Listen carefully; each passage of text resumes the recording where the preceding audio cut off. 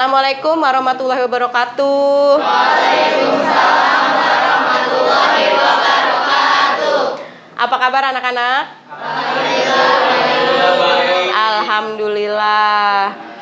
Gimana? Hari ini ada yang nggak masuk? Ada. Siapa yang nggak masuk? Anggito. Anggito kenapa? Sakit. Anggito sakit. Gimana? Sehat semuanya ya? Masih semangat? Semangat. Oke. Tapi sebelumnya kita berdoa dulu. Sebelum belajar kita berdoa dulu. Sebelum belajar, mari kita berdoa sesuai agama dan kepercayaan masing-masing. Berdoa mulai. Selesai. Memberi salam. Assalamualaikum warahmatullahi wabarakatuh. Waalaikumsalam warahmatullahi wabarakatuh. Saya basmalah. Bismillahirrahmanirrahim. Oke. Hari ini kita akan belajar tentang unsur pembangun dari cerpen ya. Setelah minggu lalu itu kita belajar tentang teks pidato ya. Nah, kali ini kita akan belajar teks cerpen. Ada yang tahu nggak cerpen itu apa? Cerita pendek. Iya, baru tahu itunya aja ya, cerita pendek. Oke, tujuannya belajar ini apa? Tujuannya supaya kalian tahu unsur pembangun cerpen itu apa saja, ada berapa unsur pembangun cerpen itu ya, cara menulis cerpen itu seperti apa, supaya kalian bisa menulis sebuah cerita berdasarkan pengalaman pribadi yang pernah dialami ya. Ada dua, kita bisa membuat berdasarkan pengalaman orang lain, dan bisa juga kita berdasarkan pengalaman pribadi ya, yang pernah dialami oleh kita. Itu lebih mudah. Kalau pengalaman pribadi lebih mudah ya. Oke. Supaya semangat, ayo kita tepuk semangat dulu biar nggak lemes ya. Ayo, siapa yang mau ini apa jadi leadernya? Yusril, ayo Yusril. Di depan, Bu. Di sini aja. Di situ aja yang keras suaranya. Tepuk semangat.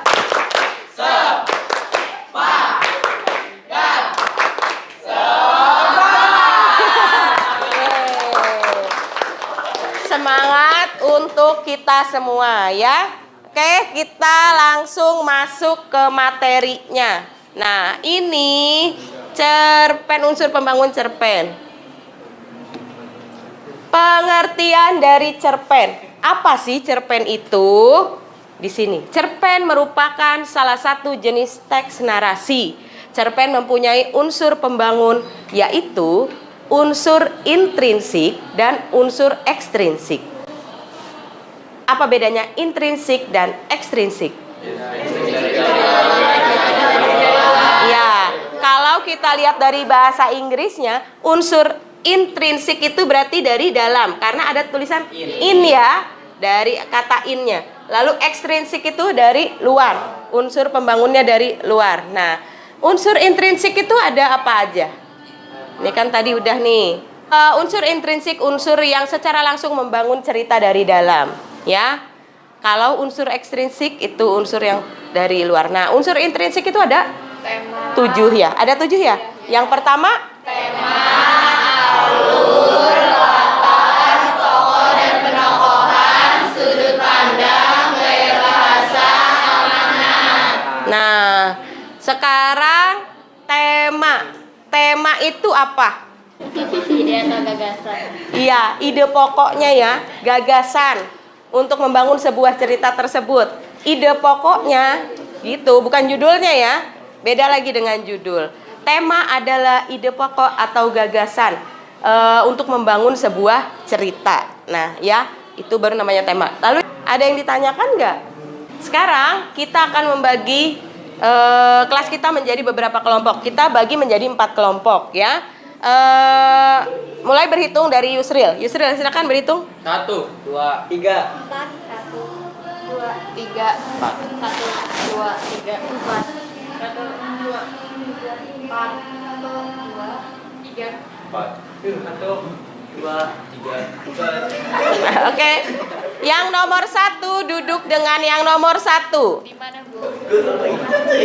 Meja 1 di sini. 3 di Ya, ini meja 1, meja 2, meja 3, meja 4. duduk sesuai dengan tadi abjad yang kalian sebutkan.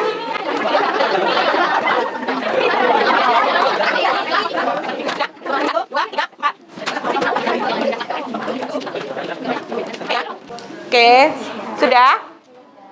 Udah, duduknya yang enak dong biar. Nah, Ibu akan membagikan sebuah cerita pendek ya. Kalian akan menganalisis tentang unsur pembangunnya. Oke? Ada cerita tentang kartu pos dari surga. Silakan dibaca. Ada beberapa pertanyaan atau beberapa yang harus kalian jawab. Di sini juga ada nih. Jelaskan garis besar cerita pendek tersebut. Nah, berarti harus dibaca ya.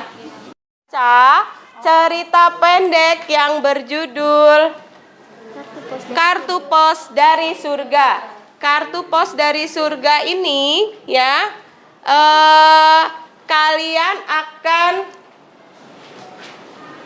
menelaah unsur pembangunnya ya. Apa di situ ya? Temanya apa? Tema dari cerita kartu pos dari surga itu temanya apa? Lalu alurnya seperti apa? Alurnya maju, mundur, atau campuran? Latarnya di mana saja itu latarnya terjadinya ya? Tokohnya siapa saja? Tokohnya siapa saja?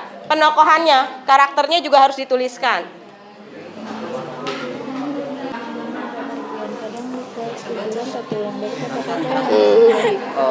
Ngeceknya juga terlalu rendah ya meja. Mengirimkan kartu pos buat beningnya. Serius? Mama Bening kerjanya apa? Mama Bening kerjanya sebagai apa? Mamanya Pak Bening. Makanya campuran dulu. Baca dulu. Harus baca sampai habis dulu, baru kita bisa menentukan. Belum. Kalau belum, ya kalau nggak sampai habis nggak bisa menentukan. Belum.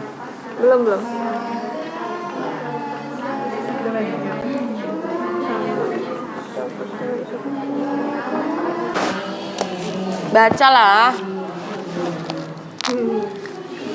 Ibu, kasih saya contekan. Emang susah. Pusing bu. Banyak kan udah ngerti sama ceritanya. Coba kesulitannya apa? Di mana? Nggak ngerti alur ceritanya. Nggak ngerti alur ceritanya. Banyak bu bacaannya. Nah, Dia mah nggak baca. nah itu rendahnya minat membaca ya. Contoh Nah ini contoh yang minat bacanya kurang. Kalian harus baca dulu secara keseluruhan ceritanya ini. Nah, baru jelaskan garis besar cerita pendek tersebut menceritakan tentang apa. Seperti itu temanya.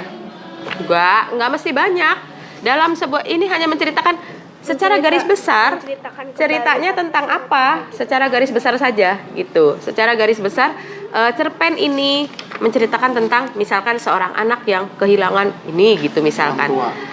Nah, tapi syaratnya memang harus dibaca secara keseluruhan ya. Syaratnya harus dibaca secara keseluruhan dulu ceritanya. Nah, bagian mana ini kesulitannya? Menentukan apa? Kalau tokohnya? Tokoh udah oke, udah ketemu semua. Perwatakannya ketemu. Penokohannya? Belum sampai selesai. Belum. Nah, itulah bedanya. Harus dibaca dulu secara keseluruhan. Baru kalian cari, oh ini. Jangan baca sepotong. Baca sepotong baru dapat si Joko misalkan. Itu kan bukan begitu cara mencarinya, nak. Harus dibaca secara keseluruhan dulu. Itu baru bisa menentukan. Tuh ya. Kelompok 1 ayo. Untuk kelompok 1 silakan mempresentasikan hasil pekerjaannya. Assalamualaikum warahmatullahi wabarakatuh. Waalaikumsalam warahmatullahi wabarakatuh. Kami dari kelompok 1, perkenalkan nama saya Yusril Muhammad Nuryana. Perkenalkan nama saya Lintang Permata Agustina. Cerita ini diawali dengan Bening yang selalu penasaran mengapa mamanya Ren tidak pernah lagi mengirim surat kepadanya seperti dulu. Sekian presentasi dari kelompok kami. Wassalamualaikum warahmatullahi wabarakatuh.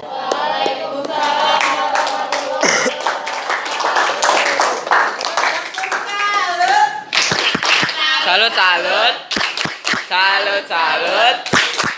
Salut. Terima kasih. Good job, good job. Kelompok 1 tadi jawabannya sudah betul atau gimana? Ada kesalahan nggak?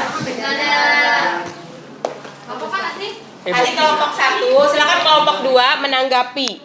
Kelompok 2 menanggapi. Ada kekurangan nggak dari apa yang ditampilkan dari kelompok 1? Sudah? Sudah bagus? Sudah oke? Oke, beri tepuk tangan untuk kelompok 1. Silakan. Kelompok 2, ayo.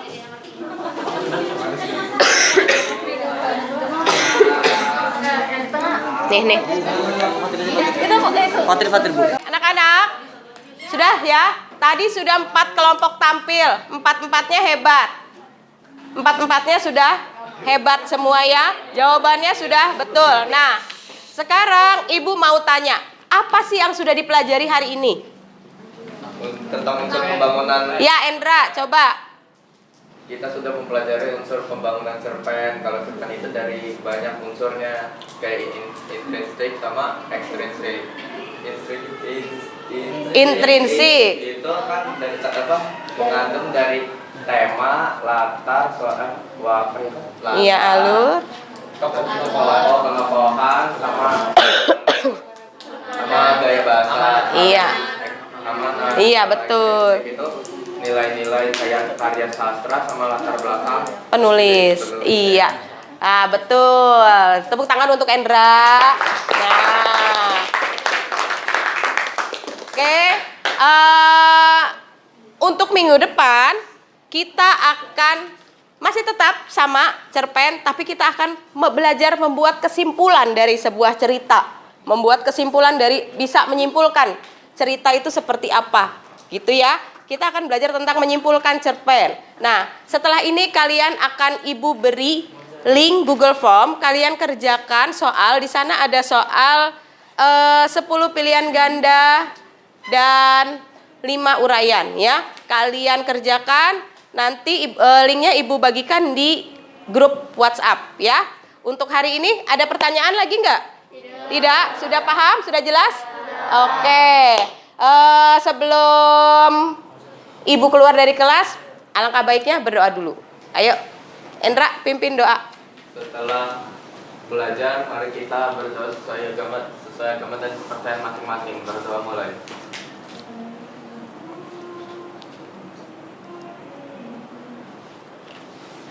Selesai. Memberi salam. Assalamualaikum warahmatullahi wabarakatuh. Waalaikumsalam warahmatullahi wabarakatuh. Terima kasih anak-anak untuk hari ini. Ibu pamit dari kelas ya. Assalamualaikum. Waalaikumsalam.